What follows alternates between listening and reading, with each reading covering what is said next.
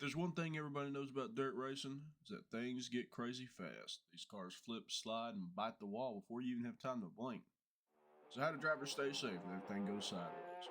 Today we're talking helmets. What's required, what's not allowed, and whether a $109 budget helmet can actually hold its own for a full season of dirt racing.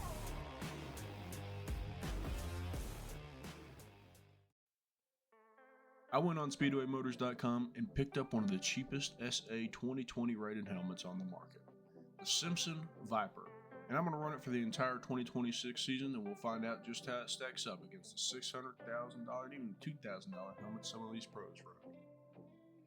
So let's start with what's required, because no matter how good you drive, if your helmet doesn't pass inspection, you're not even getting on the track. Almost every dirt racing division, from speedsters to sprint cars, all require a helmet that's Snell SA rated. For the last few months of 2025, that means SA 2020 is still in effect. SA stands for Sport Application. These helmets are designed specifically for auto racing and not motorcycles, not ATVs. They're built for two big things: fire resistance and high-speed impact with hard surfaces like a roll cage or a chassis bar. Motorcycle helmets labeled M2020 or DOT don't have fire-resistant liners. They're tested to a different standard. That means if there's a fire, they can literally melt to your head. And they're not legal for any kind of car racing, at least in any division that has a reputable sanctioning body.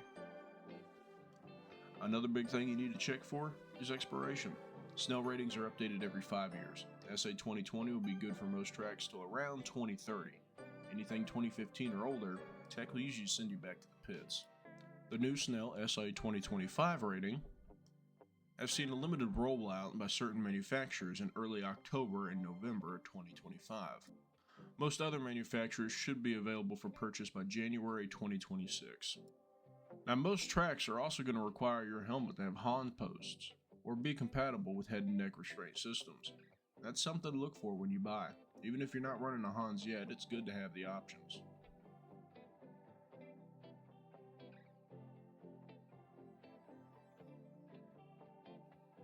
Now that we got that covered, let's go over what isn't allowed.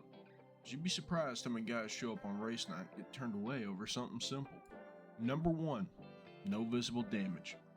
If your helmet has cracks, deep scratches, or is taking a hit, even if it looks fine, it's done. The inner shell compresses on impact and it doesn't bounce back like memory foam. Once it's been through a crash, it's just a shell, not protection.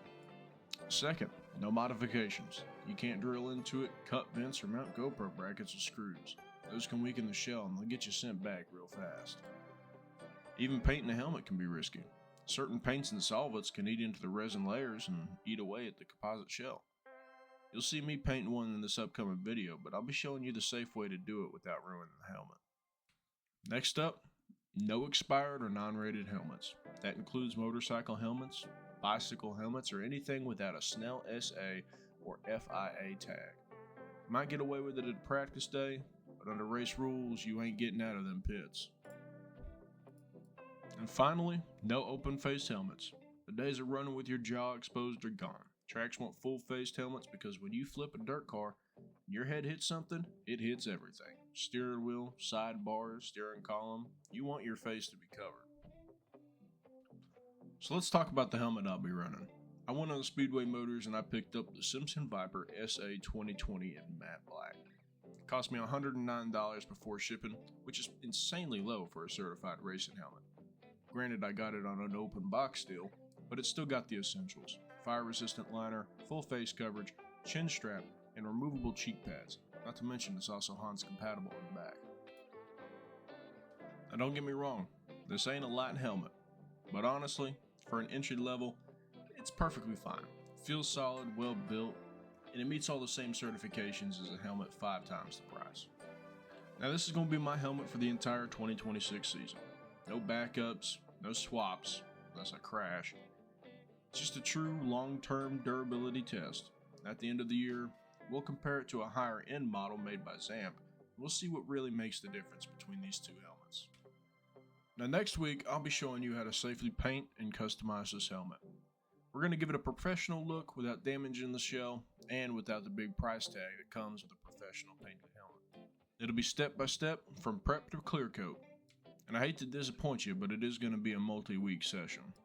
I'm not going to make y'all wait a long time in between videos, but it is going to progress real time.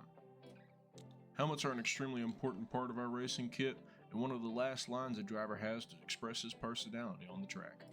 So we're going to make this cheapo little helmet look like a pro level piece.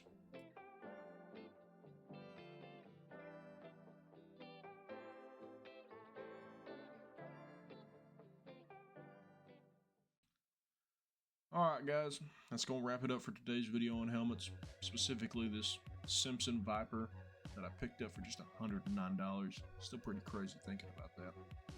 Really excited to see how this thing holds up after a full season of racing, because if it can survive the dirt, the heat, and a few close calls, it might just prove that you don't need to drop $800 to stay safe out. Next week we'll be starting the customization series. Gonna paint this thing, make it look a little less budget, give it a design that actually stands out on the track and express my personality a little bit. So if you want to follow along, see how a cheap helmet transforms and later how it performs, make sure to hit that subscribe button and ring that bell icon so you don't miss it. If you ever run a budget helmet yourself, or have tips for keeping one in good shape all season, drop a comment below. I'd love to hear your experiences, and it'd be nice to hear from some other drivers about what's going on. I'm Alan from Taylor Motorsports. Thanks for watching. Stay safe, stay fast, and I'll see y'all in the next one.